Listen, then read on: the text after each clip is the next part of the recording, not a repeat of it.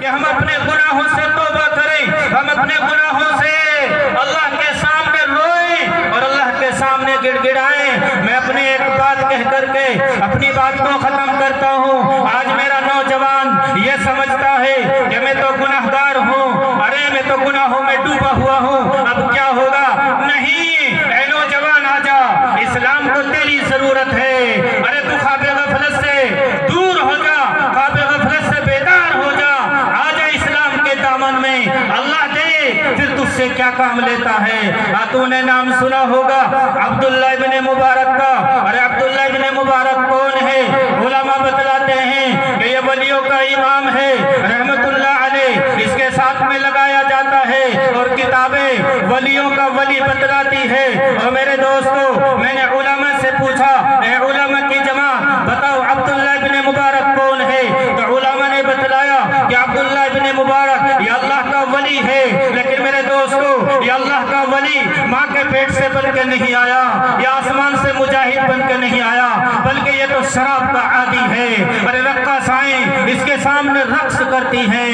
ایک مرتبہ کا واقعہ کہ عبداللہ ابن مبارک اپنے باغ کے اندر ساز بجا رہے ہیں، رقاصائیں رقص کر رہی ہیں، شراب کی محفل ہے، شباب کی محفل ہے، اور اسی اثنا میں جب رات زیادہ ہو گئی تو اسی ساز کے اوپر سر رکھ کر کے عبداللہ ابن مبارک سو گئے تو یا اللہ کی طرف سے ندا آئی، یا تو کسی درخت پہ سے کسی پرندے نے پکار کر کہا، یا ساز میں سے آواز آئی، الم یعنی للذین آمنوا ان تخشع قلوبہم لذکر اللہ۔ کیا ایمان والوں کے پاس وہ وقت نہیں آیا کہ ان کے قلوب اللہ کے ذکر سے ڈر جائیں؟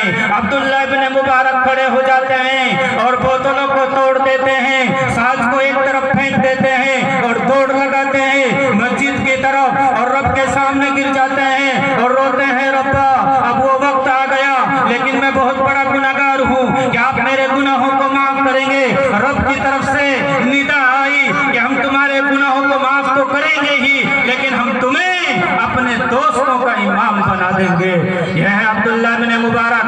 پھر اللہ نے ان سے کیا کام لیا؟ علماء کی جماعت یہاں موجود یہ سب جانتے ہیں، مجھے مختصر سا وقت ملا تھا، اس لیے میرے دوستو میں نے آپ کے سامنے قرآن مقدس کی آیت پڑھی۔ آج مجھے اور آپ کو پریشان کیا جا رہا ہے اور چاروں طرف سے مجھے اور آپ کو گھیرنے کی کوشش کی جا رہی ہے، کبھی تو عورتوں کے نام پر، کبھی عورتوں کے پردے کے نام پر، اور کبھی 370 کے نام پر، اور کبھی 3 طلاق کے نام پر، اور کبھی CAA کے نام پر، کبھی NRC کے نام پر، اور کبھی NPR کے نام پر مجھے اور آپ کو پھر گھیرنے کی کوشش کی جا رہی ہے۔ اس لیے اس پر فتن دور کے اندر مجھے اور آپ کو چاہیے، الم یعنی للذین آمنوا ان تخشع قلوبہم لذکر اللہ، کہ ہم سب اللہ کی طرف واپس آ جائیں، اپنے گناہوں سے توبہ کریں اور ہر ایک استغفار کرے، اللہ یہ تمام حالات دور کر دے گا۔ اللہ پاک مجھے بھی اور آپ کو بھی عمل کی توفیق نصیب فرمائے۔ وآخر دعوانا الحمدللہ۔ ماشاءاللہ، الحمدللہ، جزاک